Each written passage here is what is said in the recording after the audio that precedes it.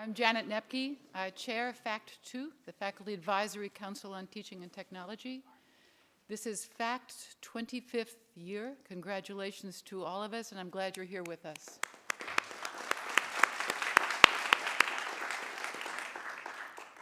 Here's to another 25 at least. I understand this is also an important year for SUNY Potsdam. We will have SUNY Potsdam persons to tell us about that. I'm not going to attempt to jump into that. What I would like to do is start our presentation for today. We, of course, want to start by thanking our hosts who have been gracious. The food is great here. I think the signage was wonderful. And while these things may seem somewhat pedestrian, most of us have had the experience of arriving in some places with no signage at all and wandering around for days. So I'm delighted that SUNY Potsdam got it so right.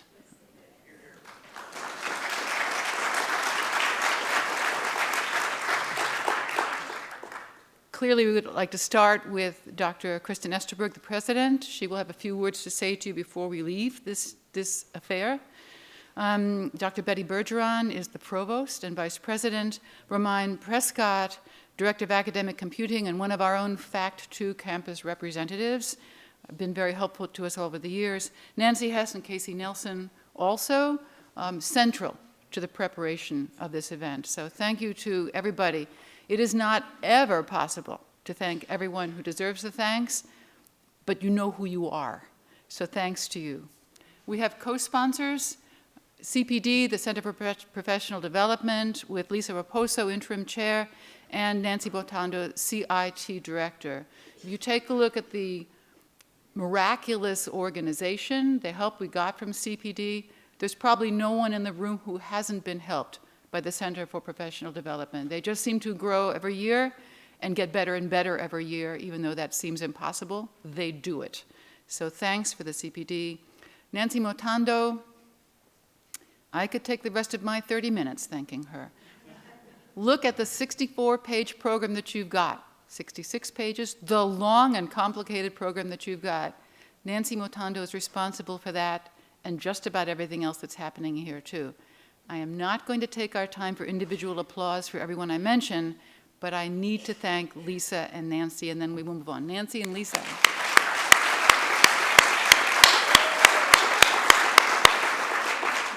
All right. Dr. Alex Cartwright will be here. The provost, the SUNY provost, has a special place for FACT2. FACT2's history started with the cooperation and brainstorming of a SUNY provost many years ago, and the SUNY provost has always been important to us, understanding how technology and education live together and can enhance each other. So we've counted on the provost. I'm pleased to say that our current provost has a clear understanding of that partnership. Our keynote speaker, we're so excited that Dr. David Wiley will be here with us, and I'm looking forward to his comments tomorrow too. We have several featured speakers, but I have highlighted Jason Lane, Dr. Jason Lane, who will be speaking to us on Friday because he's also SUNY system administration, and their support is central to our success. I have a couple of slides here. I've been assured that everyone in the room does know how to read, so I'm not going to read each line to you, but the information is important. And the slides will be available to you, so I ask that you make sure that you find these slides, take a look at this information, because one of the important things you can do is share what we do today with your local campuses. And these slides should help you with that. We have great, great progress with Open SUNY and Open SUNY 2.0. Kim Scalzo, the director of that effort, is here.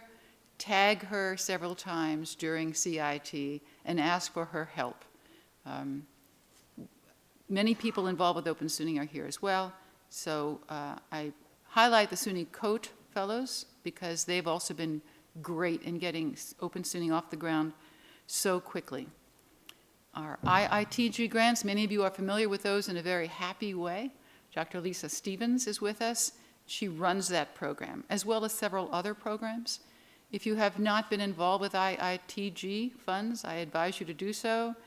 They are interested in innovative use of technology and also in replicable uses of technology. so that you can share what you've learned and what you've created. I ask you all to be a part of the COAT Research Center for Online Teaching Excellence. I've attended several of their webinars, always learned something useful, something I didn't know and something I didn't expect to learn. Their webinars are super. You can show them to your faculty who are just learning how to turn on a computer, or to your faculty who are experts. And the webinars will teach them something important. Alex is doing surveys and interviews. So I hope that you will take a look at that URL, and if you are willing to be interviewed about your use of technology, send a note to Alex. She's ready to hear from you. For you presenters, you have an opportunity for publication. You know how important this is to us. So take a look here. You'll be able to publish your writings. Get in touch with Wayne Jones at this URL. If you know somebody who isn't here in the room to hear our marvelous comments but could benefit by the publication, please share that information. My whole talk this morning is going to be about sharing and development. So the word share is going to be used frequently, and I hope you will do so. We have a lot of wonderful things to report about CIT. We have 110 first-time attendees. On my own campus, SUNY Oneonta, I had an upper-level administrator say to me, "What's so special about CIT?" And I just beamed. I said, "It's great. Everybody loves what he or she is doing. Everybody's willing to share. And in all the years I've attended, I have never heard one negative comment from one person about another. That's not what we do here at CIT. We have great news. We have new stuff. And we're perfectly happy to share it with others." So our 110 new attendees, reach out to them. Show them that what I'm saying is true. Help them. We also will have 2 student presenters, which is another important direction in which we're moving to include more students. 50% of our attendees are faculty. That's a great balance between instructional technology support and faculty. Form teams here, folks, not only on your own campus, but between other campuses too. Reach out. You have an assignment. I'll have 3 other assignments for you during my comments this morning. That's an extra assignment. Form new teams while you are here. And I'm very proud to announce that SUNY CIT 2017 will be held on the SUNY Oneonta campus, which is a very friendly, very tech-friendly place, and also closer in mileage than SUNY Potsdam. Not that the drive here wasn't extraordinary. Extraordinary was the word I muttered last night often as I drove in here at 2 o'clock in the morning. So this is a great place. Obviously a place where you can focus and concentrate. Congratulations to the winners of the FACT2 Awards for Excellence in Instruction and Instructional Support. You know, we have just instituted these awards. This is only the 2nd year of the awards. The idea for the awards was to recognize our instructional support personnel who are so central to everything we do and not always formally recognized. And in terms of the partnership that we have, we quickly realized that in order to recognize our instructional support people, we also needed to recognize those people whom they support, faculty. So we have new FACT2 awards specifically for instructional support people because probably none of us says it often enough. You're wonderful. Thank you. And the faculty who have also done new innovative work will be recognized too in the award ceremony. It is only fitting that our provost make those awards, and he will do so later this hour. We have working up on our 3rd FACT2 symposium. The symposia were started 3 years ago. They've been big hits. They've been a way to learn new information and meet people with similar interests. So the first one had to do with intellectual property, which was very fitting since Open SUNY was just beginning to make its huge new footprint. And all faculty want to know is, what can I use? What can I get away with using? Gee, isn't it all fair use? Can't I do whatever I want? So we had a symposium which was very well attended and had stars from across the United States. Our last year's symposium Access, Designing Access for All Learners, was also a very, very, very popular event. It was rated very highly after the event because making our learning accessible to all learners is what we're all about. So that was a great event. Our next symposium will be on a very interesting topic, alternative and virtual labs, a hot topic. It's hitting the news every day, and we are going to talk about it and form new relationships with all of you in using labs. So make sure that you're there. Watch out for the announcement. This is a teaser. Watch out for the announcement. Watch out for the date. Watch out for the place. We look forward to presenting this for you. If you have notions about the symposium itself, what might go on the symposium, send me an email. If you have a particular interest, you're not going to go to a symposium simply to sit back and take notes. You're going to a symposium to participate. So you probably have very electric ideas about alternative and virtual labs. Send me an email. I promise your ideas will be part of the symposium. I have some very quick facts about the history of FACT. We've talked about this before, but with 110 new attendees, I simply want to tell you that FACT goes back a long way, 25 years, with what is at that time a large grant, $40,000 from the Provost. What did FACT do with this? They put it into competitive grants for ideas about technology and education. I hope that sounds familiar because it's the very notion upon which the IITG funds are based. We are interested in competitive grants, we're interested in innovation, we're interested in supporting education through the use of technology, we're interested in making it better for more and more students. CIT has always been about that idea, and we continue to do that. The way that FACT2 Council is organized, we have a council, all council members are appointed by someone, either by the SUNY Provost or by the organization whom they represent. Each campus has the ability and the privilege to have 2 representatives, one from instructional support and one from your faculty. And the Provost feels that these campus representatives are so important that unless you have at least one campus rep, you're not eligible to apply for IITG funds. So we're trying to motivate upper-level administration to make sure that they have 2 campus representatives who represent them well. What is the purpose of the campus rep? You know, their purpose is almost unending. They bring news to the campus, and we supply the campus reps with the most up-to-date information from the most knowledgeable people in SUNY. We give the campus reps webinars, at least one a semester. They have the goods. Ask them what's going on. If they have questions for system administration, the webinars are the time that they can ask. So you have direct line to the decision makers at SUNY System Administration through your campus reps. Find a place for them to report to you formally. It could be your campus governance. It could be a special office. It could be a special presentation. These people have information. Help them spread it on your campus. Another way FACT2 works is with task groups. And the council brainstorms ideas for task groups, things that we think are probably the most urgent for SUNY at that time. We present them to the provost, who decides what is urgent in his mind. After all, we answer to him and report to him. And these are the way the task groups are formed. Who gets to be on a task group?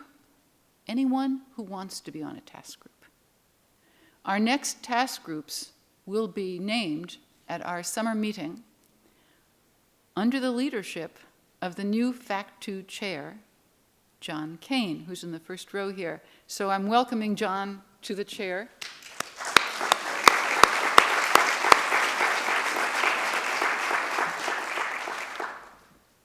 The FACT2 group is one of those groups which has time-limited terms for the chair, a notion which I support heartily. So we have a 2-year term which can be renewed if the council votes you in for a second 2-year term and if the provost approves. So I am finishing my 4th year. It's been a great experience. And I think that John Kane will continue things along the same lines, but at a faster and even more all-inclusive pace. The task groups we had this year are Open Educational Resources, chaired by Tony DeFranco, Virtual and Alternative Labs, chaired by Rachel Hagerman, and Mobile Tech and Teaching and Learning, chaired by our new FACT2 chair, John Kane. Each of these groups has a presentation. In fact, I think some have reported already. So please make sure that you go there. This is the latest news about these ideas, and we're happy to share the news with you. If you have new ideas for a task group, John Kane is the man to contact. Here is his contact information. It's on the slides, and these are the slides that I urge you to share with your own campus as well and your own campus administrators. You know, the lines of communication on some of our campuses are not as open as we sometimes think they are. So if you tell your chair, or you tell your CIO, or you tell your CAO, that's great. You've done a good job. Please make sure your whole campus knows. And on some of your large campuses with different schools and different campuses and indeed different physical properties, that can be a difficult thing to do. But here you are. It's your responsibility. Do so. I'm sure that each of you has an idea or several ideas about what task groups will be the useful ones for next year. John Kane. FACT2 is the most representative group I know in all of SUNY. These are the organizations which are appointed as representatives to the council. The alphabet soup is familiar to most of you. We have 2 groups from libraries. Please note, we're careful to have representatives from university colleges, the tech colleges, and community colleges, and doctoral granting institutions, because each of those groups has different interests and different goals, and we make sure that they are heard from. We include all of these groups. This year, the campus reps, who are the only ones with the authority and the power to amend the FACT2 bylaws, will vote on whether to add a permanent student member. We always invite students, of course. Students are invited to council meetings. They are invited, and they are important and valued members of our task groups. We decided to formalize it because that's how important students are to us. After all, we're all here for our students. It seems like a cliche, but probably can't be said too often. Everything we do is in service of our students. So we would like to have a student member be a permanent voting member of the council, but that's up to the campus representatives. They will have 1 week to vote. We'll let you know what they said. The idea of inclusion, though, is one that's been probably my central focus as a chair. How can I include more people? Because your ideas, your accomplishments, your abilities need more sharing. We need to hear more about it. Some of the things we've done in the last few years to try to be inclusive is we've started campus webinars for our campus representatives. During the webinars, they get slides such as the ones you're seeing, but with more up-to-date, more focused information about all the hot topics. What's happening with Open SUNY? What's happening with IITG? What are the deadlines for applying for funds? You name it, we talk about it, with the SUNY system person most responsible for that. Carrie Hatch, for example, is always a presenter. Kim Scalzo, many people who are the most directly involved with initiatives are the person speaking on those webinars, which, by the way, are open to the public. If your campus webinar, your campus representative lets you know when it's happening. So it's not just your rep. Your whole campuses should be able to see that. We've started the annual symposia to talk about hot topics, to help our people move ahead with notions like alternative and virtual labs. We started the awards to make sure that our people who are particularly helpful to the notion of including more people are recognized. We have task groups, 3 each year. Task groups are organized so that they are expected to finish their work in 1 year. Occasionally, when a topic is so hot, it just keeps developing, it may be extended, but we expect the task groups to finish their work in 1 year, and this year they have. We've updated the FACT2 bylaws, again, to make more people aware of what we're doing and to offer more help to more people. We have, as I say, the proposed amendment to add a student. I'm hoping that the campus representatives decide that's what they'd like, but they're the boss. In the case of bylaws, we'll find out. We've increased our teamwork with our campus reps. We know a lot more of them. They are involved. They are in touch with me a lot, saying, why can't we do this? And I say, you know, because we never thought of it. I'll be glad to do that. So this has been really great. FACT2 has also presented at faculty governance organizations. Now, if you think about it, and I'm sure you do every day, we have our instructional technology people. We have our faculty who are always the early adopters. They're first in line. They know how to do everything. And we have other faculty who are still genuinely wondering where the on button is, but they would like to be involved. So I would say faculty governance probably represents all those groups. FACT2 is making easy presentations, step 1, step 2, step 3. We had our first FACT2 presentation at faculty governance, went to the University Faculty Senate, and we will be asking the two-year colleges as well if we can present for them next year, as well as the four-year colleges too. And it was a big hit. I'm still hearing back wonderful words about that. So we're looking for ways to help as many faculty as possible understand what we're offering them, which is exactly what everyone in this room is doing. They're offering a gold mine of information. We're trying to include more people. And we also have outreach to industry representatives. I understand the sensitivity of those who are worried that we are corporatizing our university. That is not our goal. But we work with software developers. We work with hardware and software manufacturers. We rely on them. We value them. By the way, I expect to see all of you at the vendors' tables tonight. So reaching out to industry just makes sense for us. And our task groups often include an industry representative. Again, if you have more ideas about how to do this, we're very eager to hear from you. Inclusive leadership is probably, for me, the most important thing that I've been able to do during my year as FACT2 chair. I've always felt, as you can see, that leaders are judged by the results. I'm a faculty member, so most of you have had the experience of listening to a faculty member talk for 50 minutes. No problem. All of us can talk for 50 minutes, and many of us do, no matter what. What I'm interested in is what are the results of that 50-minute talk? What are the results of any of our initiatives? Here's what we're doing. What have we achieved? And I think that's how we measure leaders. That's how I measure leaders. That's how I measure my own leadership. What have we achieved? What have we done that's new and that works and that's lasting? So if you are an inclusive leader, a capable leader, you understand the culture in which you live and work. We have many different cultures at SUNY, don't we? And I shouldn't just limit it to SUNY. We have non-SUNY attendees here. Welcome to you too. But each campus, often each school, sometimes each building has a different culture. Okay. Leaders have to understand the different cultures because if you are a capable leader, you're interested in getting the job done. What is the job? How can we get it done? One way to do that, obviously, is to foster engagement.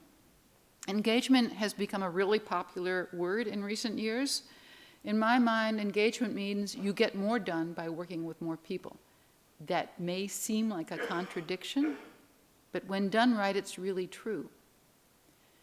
Capable leaders also have a capable and workable plan for succession. Fortunately, I didn't have to think about that. The FACT2 bylaws have a plan for succession. I'm pleased to tell you that we do have a capable person who will succeed me and indeed leave me in his dust. But each of us in this room is a leader. Every single person here is a leader. You know how I know that? Because you're here. You've opted to be here. You are a leader, whether you're faculty, whether you're instructional support, whether you're an administrator, whoever you are, you're leading. And I know that because you're a capable leader, you're trying to figure out ways to lead better every day, every night. I bet for many of you it's your first waking thought and your last thought before you go to sleep. Certainly it's been on my mind. How can we lead better? In my opinion, one way we lead better is by involving more people. We have many parallel groups in SUNY, sometimes on our own campuses. There'll be an appointed committee to do something which your faculty governance is also doing. Sometimes that's great, sometimes people just get in each other's way.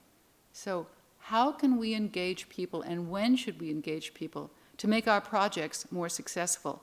If you are a leader, share your authority or even cede your authority. Give it up to others with whom you are working. Why? In order to get the job done better, more quickly, and more amicably. Show your results. There's nothing, in my opinion, that we should do without being able to show measurable results. And they have to show results that move us ahead. Inclusive leadership is something that interests me a great deal, obviously. I know it does you too. So your last two assignments for me here are, one, I want you to take a look at the person next to you or near you right now and tell that person, I will give you only 30 seconds. Tell that person a success you've had with inclusive leadership. And let me just give you a couple of more words while you think about that. What has worked for me best, what makes sense most to me, is when I have the beginning of an idea, just the very beginning of an idea. I'm going to call everybody who might be involved. So if I have a new teaching idea, I'm going to talk with other teachers who talk the same subject. I'm going to talk with my tech support people and just go beg for their help, which is what I do and what they offer so quickly without ever giving me any difficulty about it. I'm going to make sure that I talk with the facilities manager where I might be doing this. I'm going to talk with my administration about it.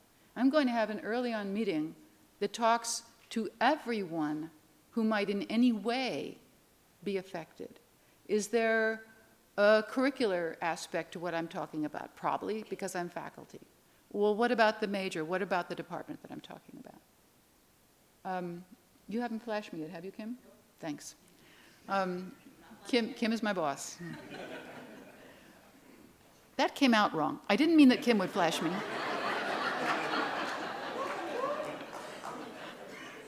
I haven't seen your phone light, have I, Kim? What?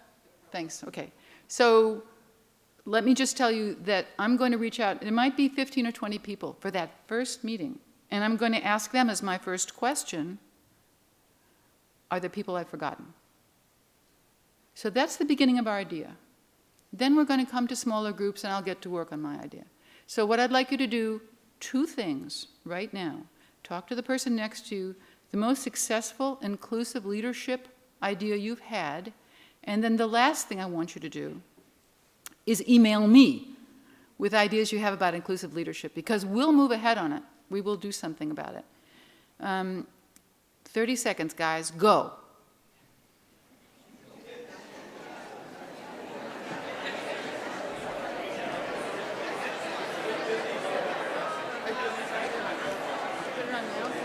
Yeah.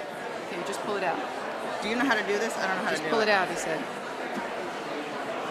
Here, Remind, help us. Oh, awesome. Slides are on there. And Okay. he can have clicker or he can use my computer. All right. On your computer. I'll All right, load that thank up you. after Thank you it's very done. much. Thank you. You don't get any extra points for continuing to talk. Thank you. I hope that you have, thank you. How can I say this? Stop. I would say let them go because we have to do this. Oh, you didn't tell me that. Okay. What do we have to do? Do it, okay? I'll talk some more.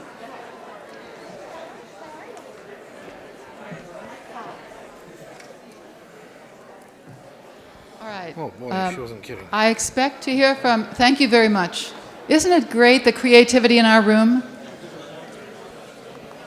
So while we are fixing the technology and getting ready for our provost,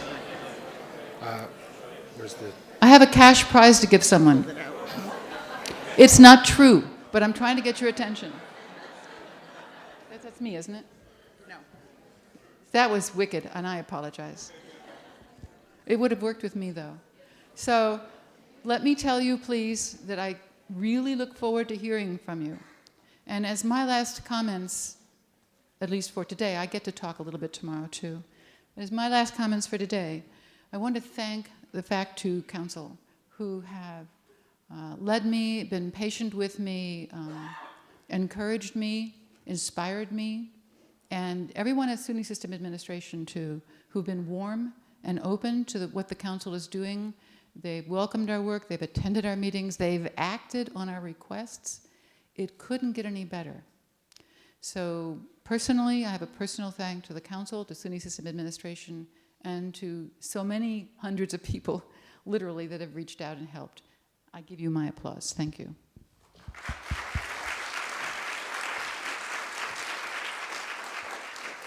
It is my distinct honor to introduce a gentleman that I told you is the person to whom FACT2 reports, and whose curiosity and own innovative behavior and his willingness to look at new ideas from all sides is something that has been immensely important to our work with FACT2. Provost Cartwright.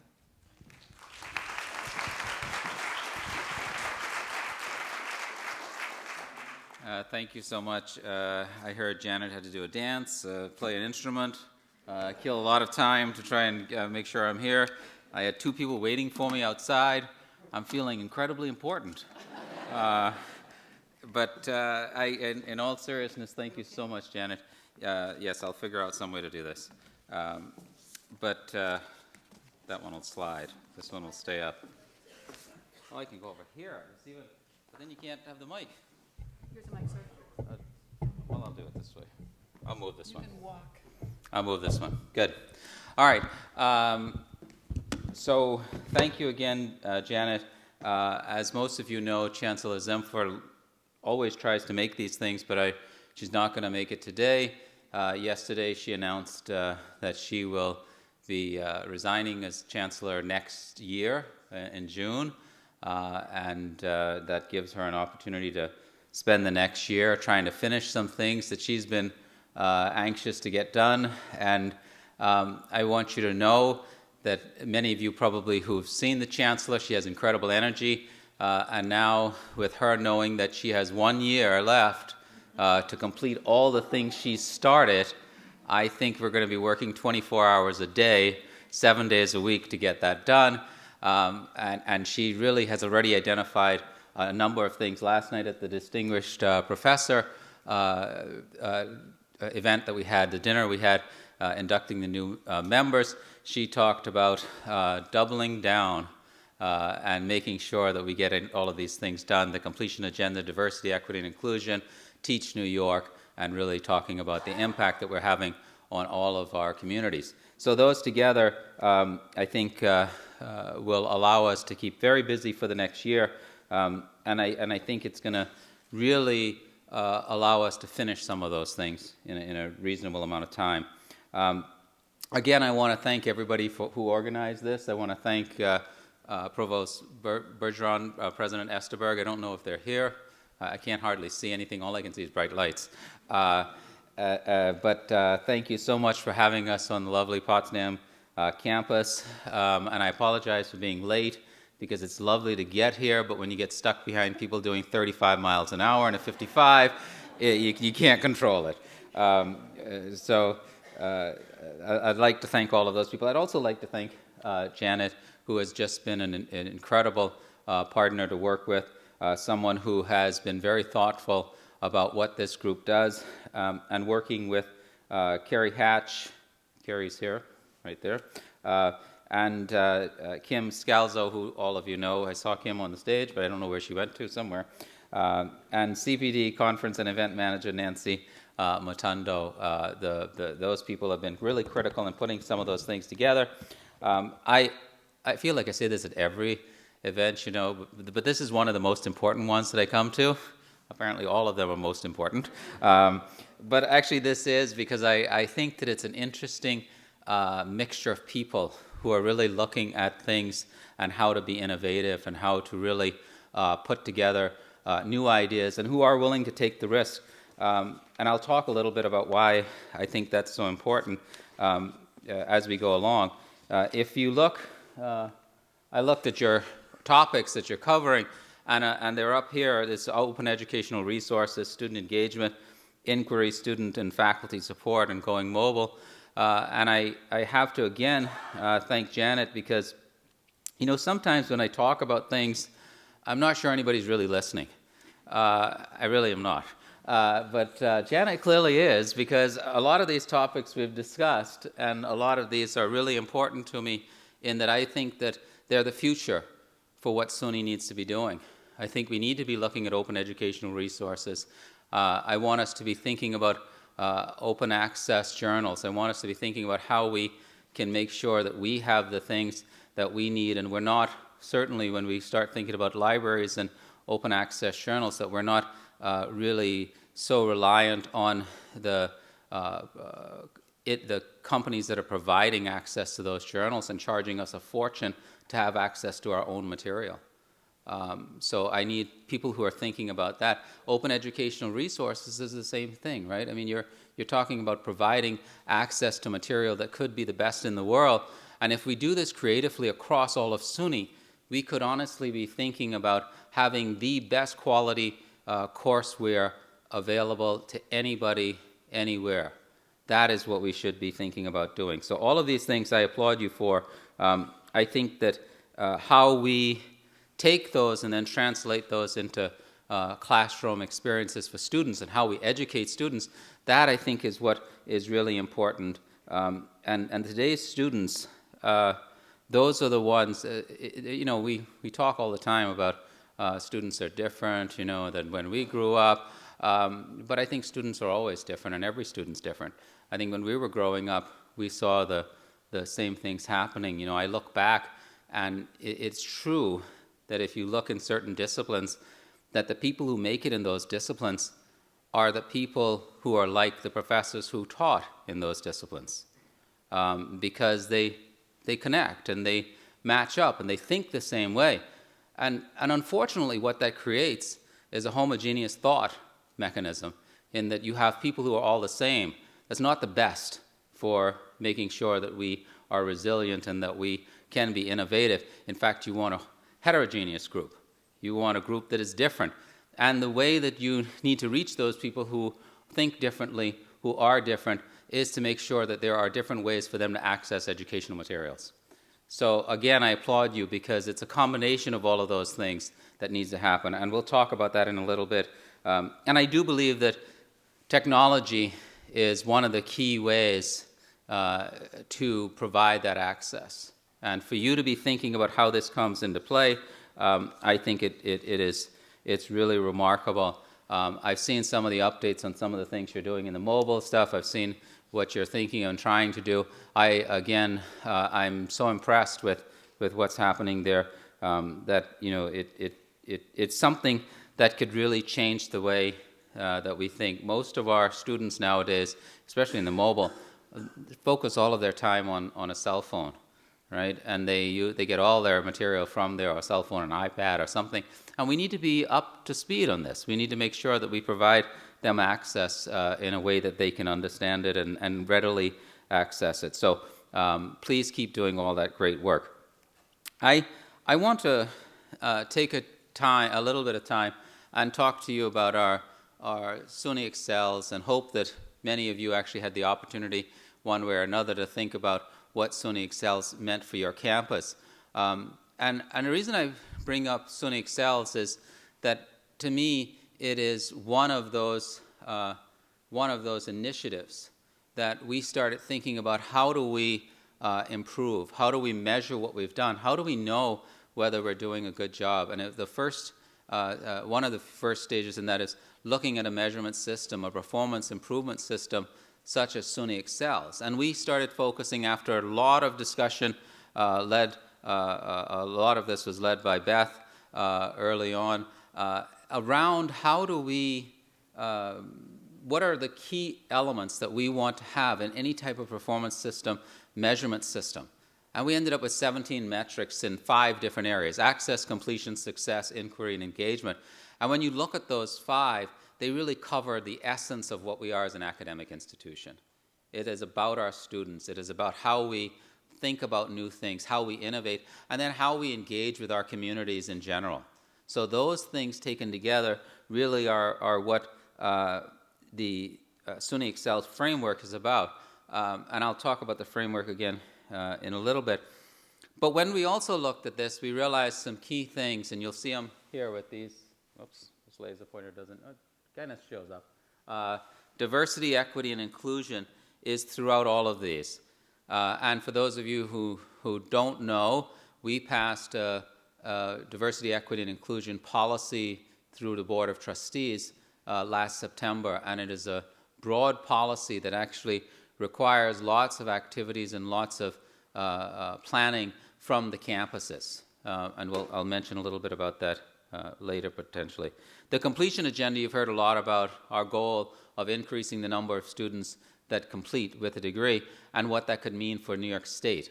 And why is it that we're interested in those completions, and who is it that we think could be completing, and how do we improve? One of the things that's interesting to me about the completion agenda is that we talk about better retention rates and better graduation rates and the need to do that, and also the need to increase the number of students we have. And why are we interested in that? Well, quite simply is that we recognize that we need to compete. We need to think about how we are sustainable, and also we need to think about how New York State competes, right? And that is, we have a lot of job opportunities that require some sorts of degree, and we don't have enough of those people.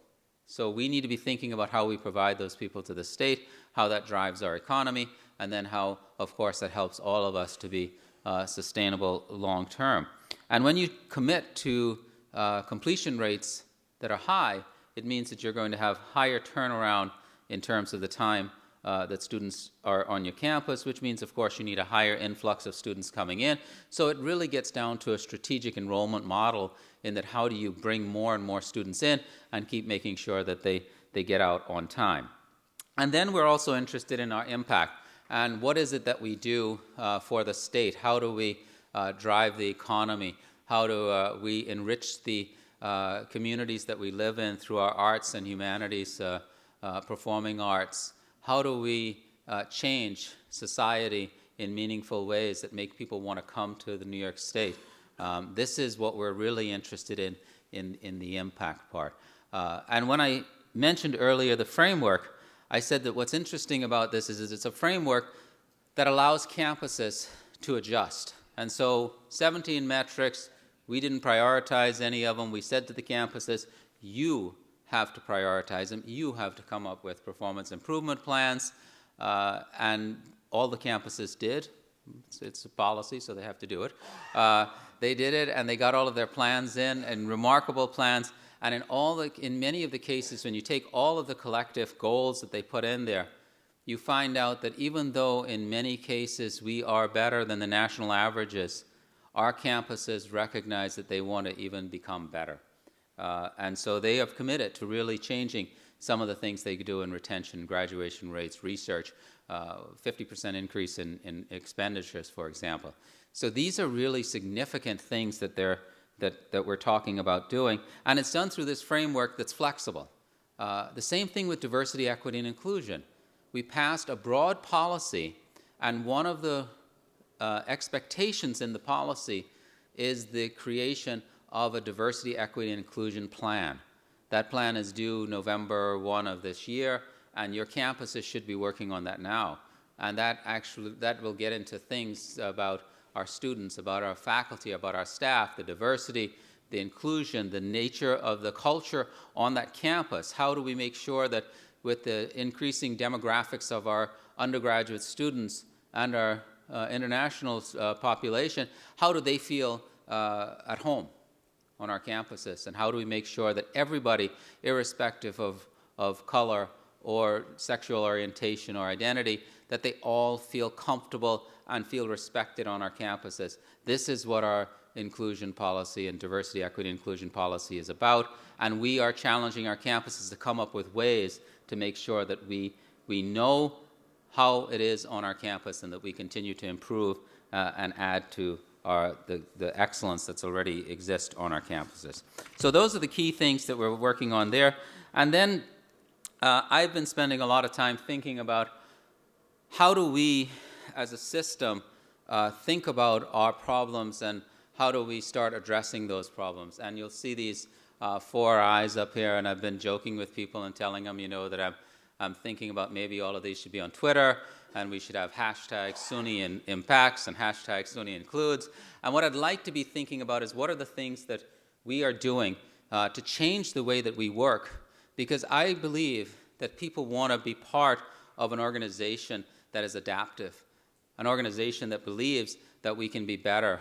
I think we could bring our students in and let them know that you become part of SUNY, you become part of an organization that values improvement, that values how we make ourselves better and how we make society and our entire communities better.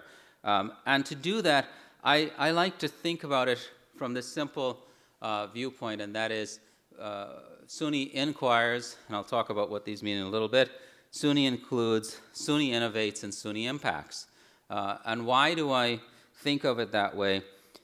If I start at the top and I think about SUNY inquires, it's not just our research and our scholarship. Of course we do that too. And we think about lots of complicated problems and how we might solve those problems.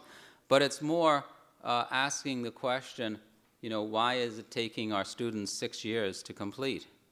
Right? Why, when people transfer from one of our institutions to another, did not all of the credits didn't transfer? Right? So as a result of that type of question, we ended up with seamless transfer. So I think what we need to be thinking about is asking those types of questions. And those questions then lead us to more questions always. And the way that you answer questions is by getting the right people together. And that's what the SUNY Includes is about, is how can I get a diverse group of people who are collaborative, who have different viewpoints, together to debate and think about what it is that we're trying to do and how can we do it better. And then finally, what should come out of those discussions are innovations. How can we do it better? How should we do it better? What does it mean? Once we figure out those innovations, then what is the intended impact? How will it change our institution? How will it change New York State? How will it change the world? And so we should be able to define what that impact is and think about what those innovations are driving us towards. And then, of course, we have to measure that impact and then go back again and ask questions about the impact that you measured. And you continue this cycle. And it's just continuous improvement.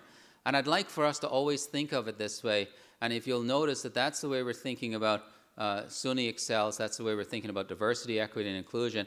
And that's the way that we're also thinking about 3 initiatives that I want to talk to you about today. And those 3 initiatives are the SUNY Micro-Credentialing Task Force, Open SUNY 2.0, and SUNY Path. And I'll talk about what these are, and I really want to get some input from you. In each of these cases, we need to refine them much more than what they are. They're thoughts. They're sometimes things that we just think of, and I can joke about it and say, does everybody know what Open SUNY 2.0 is? And usually I don't get a lot of hands. And then I say, well, neither do I. I don't think any of us do. But we have an idea. We know roughly what it means. And we know roughly what we're trying to accomplish, but we need more discussion to do it. And one of the things that I've been doing over the last month or 2 months when I meet with different groups is to actually ask questions about this and get your feedback about it. And of course, we were a little bit old school in that we were going with flip charts, and Carrie and Kim were like, what is that? And so they came up with it and said, why don't we just do it online? And, it was almost like, oh, okay, I guess that makes sense. And they came up with a solution. We're going to try it today. It may fail, but in the, context of me telling you I like innovation, and I like for us to try things, one of the key things about being innovative is you have to be able to accept failure. So if this fails, blame them. Don't blame me. But if it works, give me all the credit. It's going to really be interesting to try this out, because what we're asking about is, what do you think of these initiatives? What are they? What should they be? What are your concerns? What are the ways that we can make them better, and why should we be doing them? So I'm going to go over some of those. We started off thinking about micro-credentialing when we thought about the completion agenda. And you know what this is. This is all the badging. This is the micro-credentials. Even some now I've seen as nano-credentials. I guess they'll be the pico-credentials pretty soon. Must be like half of a course. But these are the things that they're doing.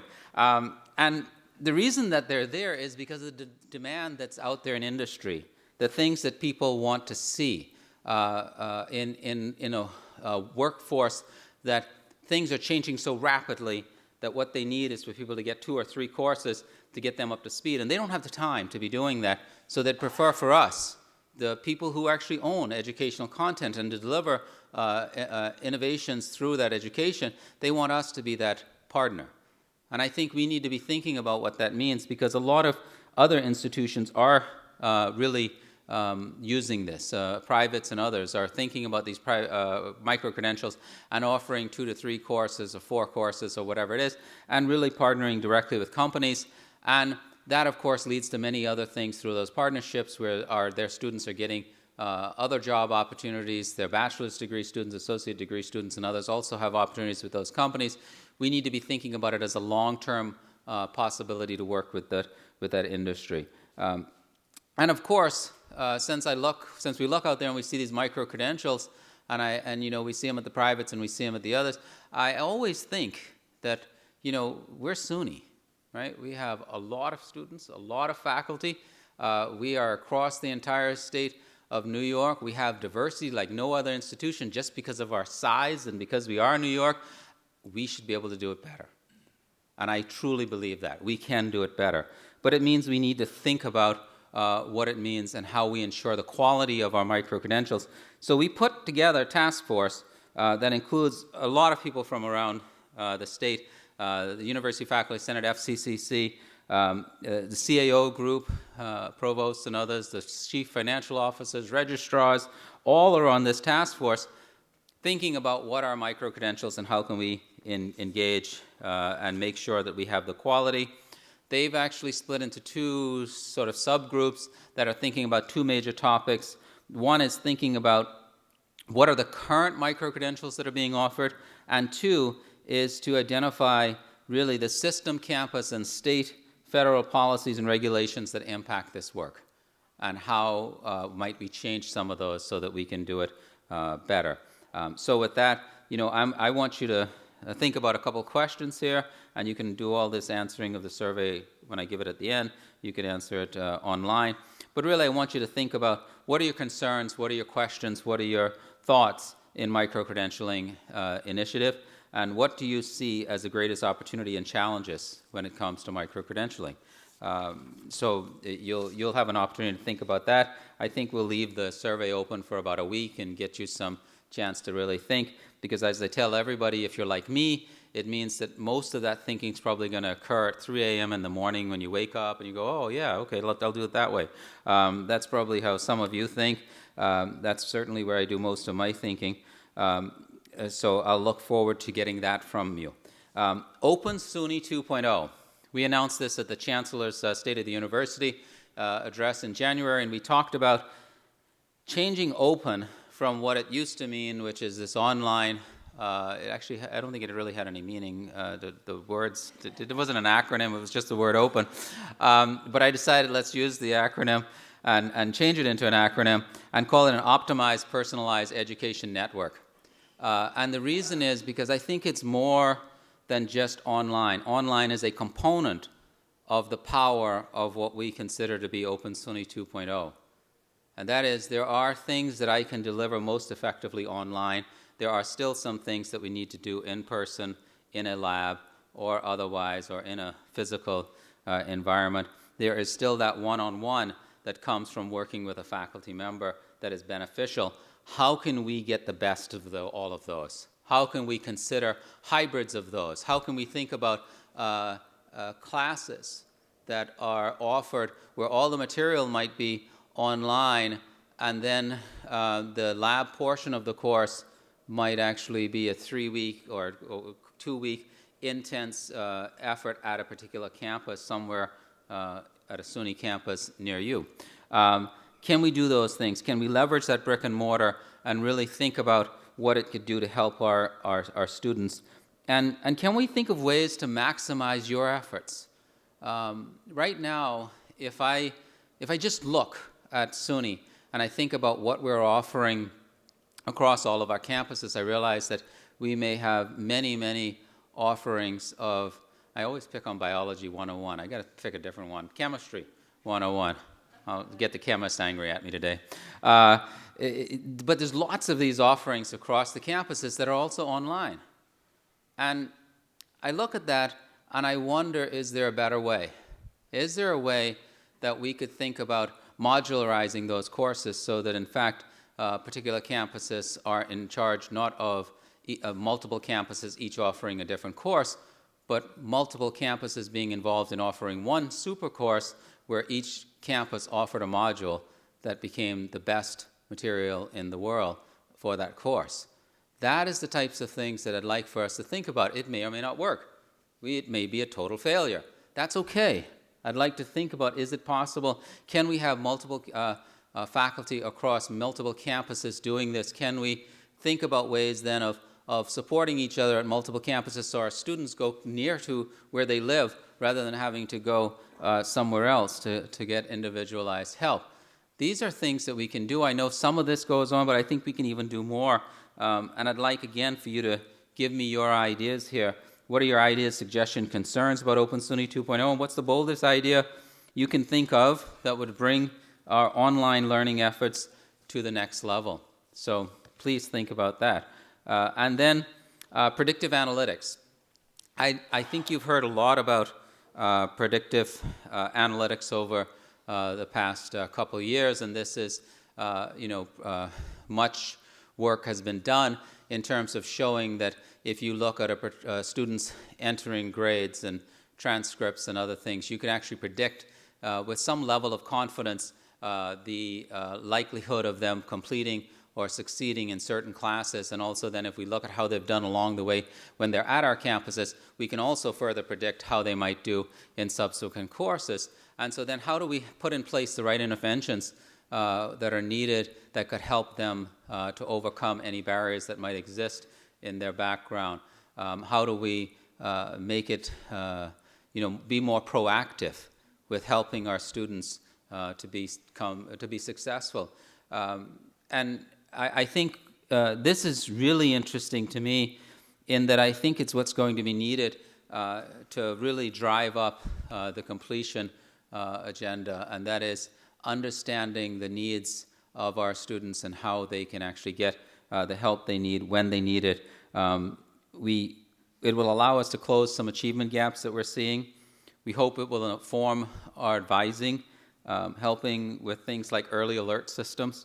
It'll inform curriculum design, pedagogy, interventions and policies and others that are happening. One of the things that people have been showing is the incredible success that some institutions are having with co-curricular activities instead, remediation. Instead of doing just standard remediation where people repeat classes, they do a co-requisite where you take a class, you take the regular calculus 1 class, and at the same time you're potentially taking trigonometry or something that is college algebra that's helping you along. And what really happens there is that you're taking the class that's ahead of where you need to be, but you're getting this remedial help in another class. And it turns out people see much more success in that type of environment. And there's lots of psychology in this as to why that's the case. And I'd like for people like you to be thinking about what that really means about how we deliver this educational content, because people tend to get stuck in remedial. And I'm not surprised. If you want to be incredibly depressed, read about some of the language around remedial education and the way we talk about people who need remedial education in general. And I think we need to change that language in that it is more about providing them with the resources that they need to get them to where they should be. They are capable. There was I remember when I was an assistant professor reading about a lot about engineering, and very interested at the time in how can we help to educate students in engineering. And why is it that we were having a lot of people fail out of engineering, and disproportionately certain groups? And there was a great paper, and I don't remember who it was by right now, but it's easy to find because the title is so memorable, and it said something like, they're not dumb, they're different. And that stuck with me, because it isn't that people aren't capable. They may think a little differently, or they may not have the same background as other students, and we need to be able to recognize that and help them along the way. That's what I see as the power of SUNY predictive analytics. And we really are thinking about maybe having a one-day meeting where we're going to bring people together and think about what could this be, and how could we drive that throughout the system across all of our campuses for everybody to benefit. And I've talked about this at the CAO groups and with the presidents, and I've said that, to me, all of the things that we're doing in data analytics and our institutional research offices across the campuses, to me, what we've managed to do is a lot of small pockets of depth that is pretty shallow, because nobody has all the critical mass that's really needed to develop incredible capabilities in data analytics. And we have lots of this across the system. Why couldn't we envision an opportunity, the ability to combine all of those resources to then develop the depth that's needed, but the depth may be at different institutions, and we might actually grow a data analytics and predictive analytics system that is well beyond anything we can imagine today, simply because we could do it at the scale that it needs to happen. So that's the types of things I'm thinking about, and I'd like to, again, to hear what are your ideas, suggestions, concerns about system-wide data analytics, and have you been involved in any of these things yourselves? So here's the link. It's on SurveyMonkey, and I'd like for you to think about this. It looks pretty easy one to remember, and it's an important assignment. I'm asking you to do it. You won't be graded on it. There are no right or wrong answers. You could say whatever you want to say. You could say you think micro-credentials, we should never go into that area. That's okay for you to say it. But if you do say that, tell me why you're really saying that. And give me some ideas as to what we could do otherwise and what might be equally useful. So I think Carrie and Kim, you're planning on reminding them. Where'd Kim go now? There she is. She keeps moving on me. I look for where you were. You'll be reminding them, I guess, that these things are due. So I'd look forward to getting all of that input from you. And at this point, I'm happy to answer any questions, and I hope I didn't take too long. And if we have questions, can they come down to the mic? We have a mic down here. Anybody with questions? Mic on both sides. You won't get a chance like this for your Sure. The URL they want. Okay, I've got a question. I need a microphone. Okay. When I'm listening to this for the first time, I see just a comment about a contradiction I see. Okay? And yet we talk so much about the personalized approach, inclusion and diversity, and that's wonderful. But it looks like the last approach to some analytics is basing success and predictive aspects on a preconceived notion of what success is. So how do you reconcile? You don't have to answer that, but I think one of the cautions here is, on the one hand, we don't want a cookie-cutter approach. Yeah. On the other hand, if we descend into this mindless sort of approach that everybody's different and can do different things, we end up not being able to make much analysis whatsoever. So I don't know what to do about that, but I think it's a fundamental problem to face today. Yeah. So the data analytics problem is really complicated, right?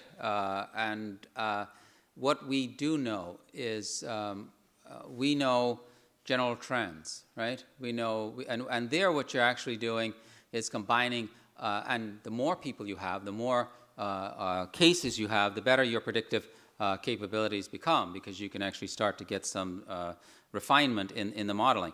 But all of that is only as powerful as the algorithms that are developed for it. And the algorithms can be biased, and that's an issue, right? And I don't think that it's the absolute answer to everything. I think we can continue to refine this, and we need to be careful how we use it, is what you're saying, right? Because when I think about it, there are opportunities where we might, one of it, you know, it might say that someone won't be successful in a particular course, right? And it might be totally wrong. So when I was in undergraduate, I told this story now, so it's public. I'm not embarrassed by it anymore. I had switched from one major to another, and I signed up. Again, I'm going to pick on chemistry, introductory chemistry class. And the first day I go to class, and they had me take a test. That was an evaluation test. And the point of that evaluation test was that was a predictive indicator of your success in the class. And when I got my results back the next class, it said, drop this class immediately. So of course, not knowing anything about whether this was accurate or not, and always feeling like, well, they don't really know what they're saying, they're professors, I stayed in the class. And I did okay. And in fact, I got an A in the class. But honestly, it was somewhat right, because what it told me was they asked a bunch of questions in that initial test that were material that I should have had before, right, that I had never seen, okay? And I would have been so much better off had I seen that. So that part was accurate. But what it didn't take into account, and I'm sure if they had looked at my background and my transcripts, they would have said, really drop this. You should have dropped it before you even sat in it. But what it didn't take into account was whether I was capable of learning that material at the same time and doing it on my own. And I do worry that we don't have those types of things in these models. And that's what I really get concerned about with predictive analytics. And I do worry also that if we are not careful about how we present this data, and this is why we need a lot of work done by the human factors engineers and others who really think about human factors, and that is, how do you present the data to people, right? Imagine you're a student signing up for a class, and you sign up for a class, and it comes up and it pops up to you and says, well, you have a 50% chance of passing this, right? What are you going to do, right? You may say, oh, well, I better switch majors. That's difficult, right? So we have to be careful. I mean, that's not the way they do it, right? I'm making an extreme case. But we have to be careful about what is the message that we're sending the student and what can it do. And I'd like thoughts about that. I really would, because I think we as a system, because we are so large and because the numbers we have and the populations we deal with are so diverse, that we could probably make a real contribution to this area and think about how we could actually do this the best way. But it'll take the help of all of us working together to make that happen.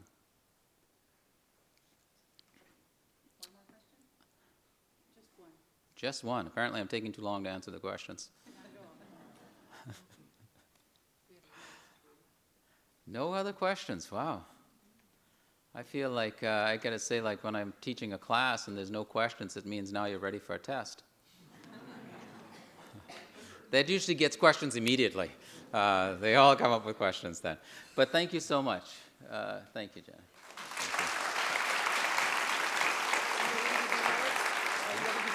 I am ready. Thank you for reminding me. I think I'm ready. I have to grab something else. Now we get into the fun part. Now I remember why. Now I realize why you didn't want to ask me any questions. You wanted to get to this part.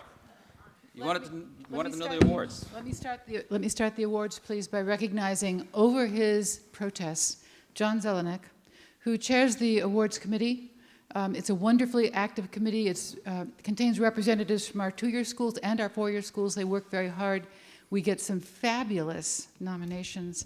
John's committee has the very difficult job of making choices, but they perform that job in a stellar fashion. John Zelenek, we thank you.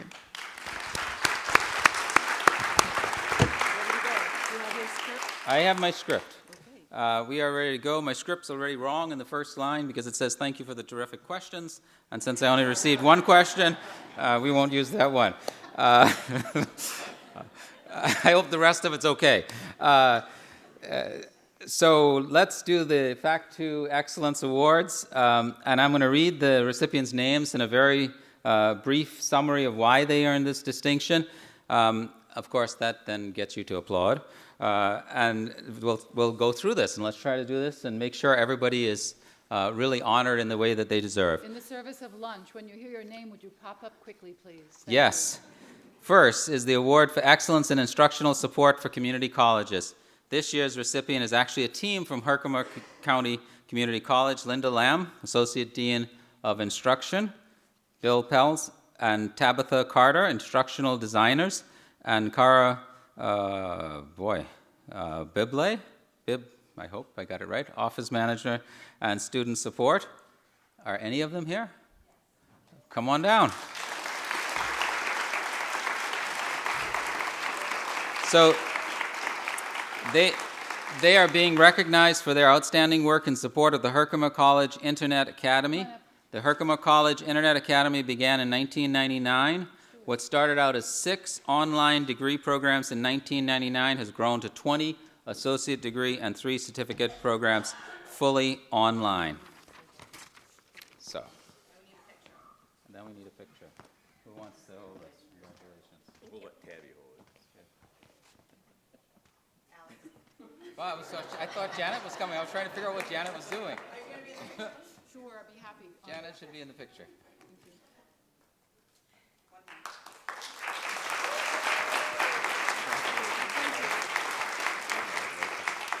Here I thought I was doing the right thing, and Kim is chewing me out.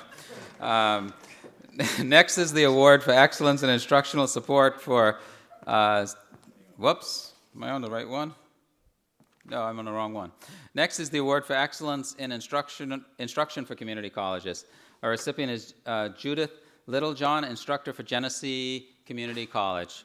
Thank you.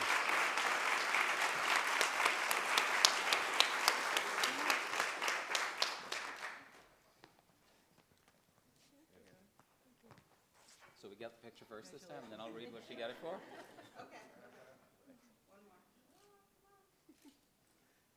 Thank you.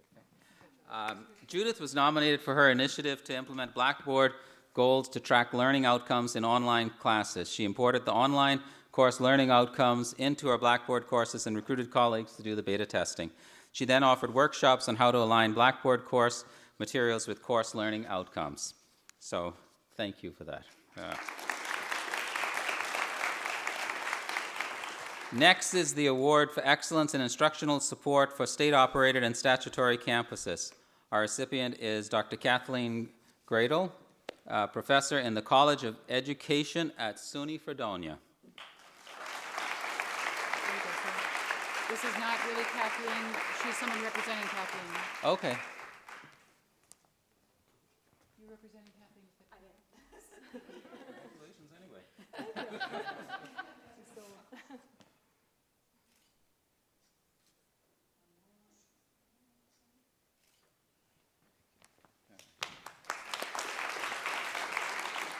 So, Kathleen was nominated for her innovative instruction in online and blended courses. One of her colleagues said, as far as knowledge of instructional technologies goes on our campus, Dr. Gradle is a deep well of information. She always has a great tool to recommend that will assist in meeting a learning goal in an engaging and meaningful way. So, let's move on to the next 2. This year, there are 2 FACT2 Excellent Awards in the category Excellence in Instructional something. It doesn't have the word there. Instructional support, maybe, for state-operated and no, this is not right. That's the right idea. Instructional support. Support. Sorry, my script is good wrong. job. I told you the first one was wrong. I'm reading exactly what's on here. State-operated and statutory campuses. Yes, that's good. Okay. Sorry. We'll work our way through it. So last night at the distinguished professor thing, we had. I think I'm getting close to how many mistakes Jason made last night. So maybe I'll exceed him by the end of this. First, we have the team of Cherry Van Putten from the University of Binghamton and Robin Sullivan from the University at Buffalo. nominated for their work on TOPE, the Tools of Engagement Project, on-demand discovery learning for professional development. Well done. Congratulations. Great. Let's squeeze together here.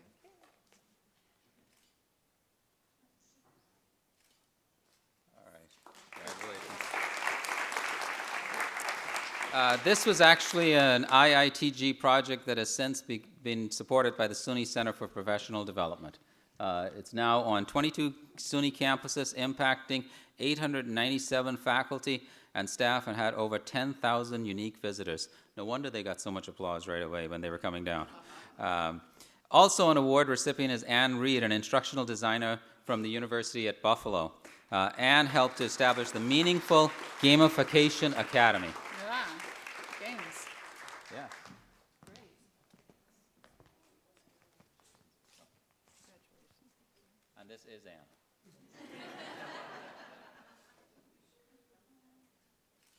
Good job. Ken. Good.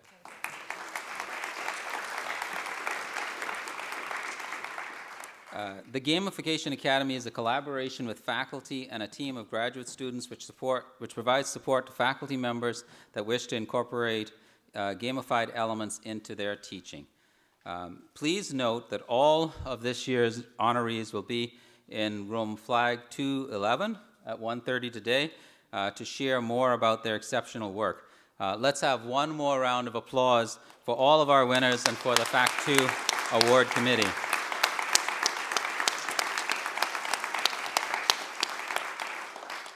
Now I have one more award to give. This is a surprise award on behalf to thank and show our appreciation to Dr. Janet Nepke. I'm very grateful. Let's get the picture, and then I can totally embarrass you. We'll go this way. I'm very grateful. Thank you.